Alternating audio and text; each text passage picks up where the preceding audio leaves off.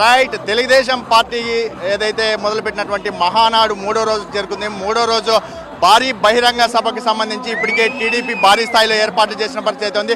మరోవైపు సుమారు ఆంధ్రప్రదేశ్లో ఉన్నటువంటి రాష్ట్రంలో ఉన్నటువంటి అన్ని నియోజకవర్గాల నుంచి భారీగా తరలి వచ్చిన పరిస్థితి ఉంది. ముఖ్యంగా ఏదైతే కొంతమంది అభిమానులు చూస్తున్నాం భారీగా వాళ్ళ వాహనాల్లో అంటే ట్రాక్టర్లో ప్రత్యేకంగా ఆడియో పెట్టుకొని స్థానిక ఎమ్మెల్యే కావచ్చు ముఖ్యంగా వాళ్ళ ప్రాంతం నుంచి తెలుగుదేశం అభిమానులు భారీ స్థాయిలో ఇక్కడికి చేరుకున్న పరిస్థితి, నేరుగా ట్రాక్టర్లోనే ఇక్కడికి చేరుకున్న పరిస్థితి అయితే ఉంది. ముఖ్యంగా ఏదైతే కొంతమంది ఎమ్మెల్యే కూడా ఉన్నారో వాళ్ళని అడిగి తెలుసుకున్నాం. ముఖ్యంగా ఏదైతే ఆయన అంటే ఇక్కడ ఉన్నటువంటి అధికారులు కావచ్చు ముఖ్యంగా దీనికి సంబంధించి ఏర్పాట్లు ప్రత్యేకంగా చేశారు. ముఖ్యంగా దానికి సంబంధించి ఏదైతే ఎమ్మెల్యే ఉన్నారో సార్ ఈరోజు మూడో రోజు ముఖ్యంగా బహిరంగ సభ భారీగా జరగబోతోంది. ముఖ్యంగా రాష్ట్రానికి సంబంధించి పలు కీలక నిర్ణయాలు కూడా చంద్రబాబు గారు ప్రకటించబోతున్నారు. మీకు ఎలా అనిపిస్తుంది ఈరోజు మూడో రోజు?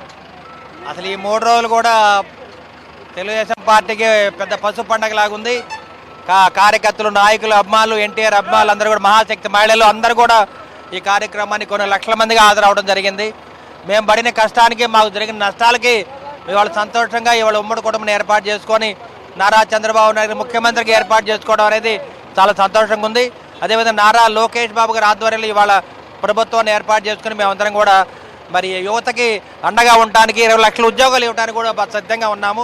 అదేవిధంగా ఇవాళ చంద్రబాబు నాయుడు గారి మహానాడు సందర్భంగా అందరికీ హామీలు ఇవ్వబోతున్నారు. ఏదైతే మరి ఎలక్షన్ టైంలో మేము హామీలు ఇచ్చామో కూటమి హామీలు అవన్నీ నెరవేర్చడానికి వాళ్ళు సిద్ధంగా ఉన్నారు. ఇవాళ ఈ మహానాడులో తల్లికి వందనం అనే కార్యక్రమాన్ని హామీని నెరవేర్చుకోవడానికి వారు సిద్ధంగా ఉన్నారు. ఆగస్టు 15 ఉచితంగా బస్సు సౌకర్యం ఏర్పాటు చేయడానికి సిద్ధంగా ఉన్నారు. ఏదైతే మేము హామీలు ఇచ్చామో ఆ హామీలు అన్నిటి కూడా మాట తప్పకుండా మడవ తిప్పకుండా హామీలు నెరవేరుస్తామని చెప్పి నారా చంద్రబాబు నాయుడు నమ్మకంతో ఇవాళ దాదాపు కోటి మంది దాదాపు మరి సభ్యత నమోదు చేసుకున్నారు. అదేవిధంగా రాష్ట్ర ప్రజలందరూ కూడా ఆయన మీద ఆనందంగా సంతోషంగా మా ముఖ్యమంత్రి గారు మంచి పరిపాలన ఇస్తారని ఆలోచనతో ఉన్నారు. అంటే ఈరోజు కడపలో ఇటువంటి మహానాడు సభ నిర్వహించుకోవడం, ముఖ్యంగా ఈ ప్రాంతంలో ఇలా జరగడం అంత అశేషంగా భారీగా తరలి వస్తున్న పరిస్థితి అయితే ఉంది. అంటే మీ నియోజకవర్గం నుంచి ఎంత స్థాయిలో వచ్చారు? ముఖ్యంగా ఈరోజు మధ్యాహ్నం జరిగినటువంటి సభకు సంబంధించి చాలా తీర్మానాలు కూడా ఆయన ప్రవేశపెట్టబోతున్నట్టు తెలుస్తుంది. ఎలా ఉండబోతుంది? మాది నర్సరావుపేట అసెంబ్లీ సెగ్మెంటు, పల్నాడు జిల్లా ముఖద్వారం. నేను నర్సరావుపేట ఎమ్మెల్యే చదలవాడ అరవింద్ బాబుని. నేను 20 ఏళ్ళ తర్వాత నర్సరావుపేటలో జెండా ఎగరేశాను. 2019లో పోటీ చేసి ఓడిపోయాను. మళ్ళీ 2024 పట్టు వదలకుండా నేను గెలవడం జరిగింది. అఖండ మెజార్టీతో ఎప్పుడు లేనంత మెజార్టీ వాళ్ళు రావడం జరిగింది. అదేవిధంగా నర్సరావుపేట దాదాపు 20,000 మంది జనం రావడం జరిగింది. ఎందుకంటే మొన్న మే 2వ తేదీన మరి అమరావతి శంకుస్థాపన కూడా దాదాపు 30,000 మంది జనం రావడం జరిగింది. ఇవాళ జనాన్ని ఒక పిలిపిస్తే చాలు మహానాడికి అందరు రావడం కూడా జరిగింది. ఎవరికి వారు స్వచ్ఛందంగా కార్లు ఏర్పాటు చేసుకుని, బస్సులు ఏర్పాటు చేసుకున్నారు. అదేవిధంగా తినడానికి తిండి, వాటర్ తీసుకుని అందరూ బయలుదేరి రావడం జరిగింది. ఒకటే అందరి ఆలోచన, గత ప్రభుత్వం 5 ఏళ్లుగా ఏదైతే నష్టపోయామో, కష్టపడ్డామో అటువంటి పరిస్థితి మళ్ళీ ప్రభుత్వానికి రాకూడదు, ఈ రాష్ట్రానికి రాకూడదనే ఆలోచనతో అందరూ కూడా సుఖంగా ఉండాలి. టీడీపీ, జనసేన, బీజేపీ వాళ్ళతో పాటు వైసీపీ నాయకులు, కార్యకర్తలు కూడా సంతోషంగా ఉండాలి. మీరందరూ బాగుండాలి, మీ బాగులు మాకు కావాలి, మీరు మాతో పాటు ప్రయాణం చేయండి. చంద్రబాబు నాయుడు గారు ఏదైతే అభివృద్ధి కార్యక్రమాన్ని మొదలుపెట్టారో, సంక్షేమం, అభివృద్ధి అనే కార్యక్రమాలు రెండింటినీ కూడా సమాన పాళ్లలో ముందుకు తీసుకెళ్తున్న నారా చంద్రబాబు నాయుడు గారికి, పవన్ కళ్యాణ్ గారికి మనం అండగా ఉండాలని చెప్పి వైసీపీ నాయకులు, కార్యకర్తలు కూడా వాళ్ళు ఆలోచన చేస్తున్నారు. మేమందరం కూడా వాళ్ళ ఆలోచన గౌరవిస్తున్నాము. వాళ్ళు కూడా మరి ఉమ్మడి కుటుంబంలోకి స్వాగతిస్తున్నాము. అంటే ముఖ్యంగా ఏదైతే మీ నియోజకవర్గాలు ముఖ్యంగా చూసుకున్నట్లయితే అక్కడ ఉన్నటువంటి కార్యకర్తలకి సంబంధించి గత ప్రభుత్వం చాలా కేసులు పెట్టి చాలా ఇబ్బంది పెట్టిన పరిస్థితి అయితే ఉంది.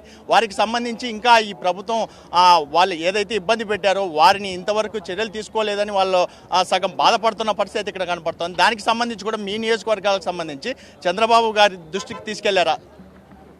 చంద్రబాబు నాయుడు గారు, అదేవిధంగా హోమ్ మినిస్టర్ గారు అందరూ కూడా రెస్పాండ్ అయ్యారు.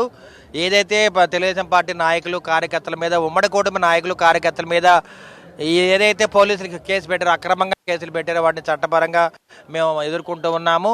అక్రమంగా కేసులు పెట్టిన వాటిని కూడా దాదాపు 90% తీసేయడం జరిగిందనమాట. ప్రభుత్వం అయితే పూర్తిగా అండగా ఉంది. ఎందుకంటే పల్నాడు జిల్లాలో ముఖ్యంగా ఎన్నో గొడవలు ఉంటాయి. నర్సరావుపేట కానీ, మాచర్ల కానీ మేమందరం కూడా ఎంతోమంది కష్టాలు పడ్డారు, అక్రమంగా కేసులు పెట్టించుకున్నారు. నేనైతే ఎమ్మెల్యేగా దాదాపు 67 కేసులు పెట్టించుకున్నాము. అదే మా పులిరామరెడ్డి గారు మార్కెట్ హెడ్ చైర్మన్, మాజీ మార్కెట్ హెడ్ చైర్మన్, ఆయన మీద దాదాపు 30 కేసులు ఉన్నాయి. ఈ విధంగా అందరి మీద కూడా ఎన్నో కేసులు ఉన్నాయి. ఈ ట్రాక్టర్ని మేము 6 ఏళ్ళుగా తిప్పుతున్నాము.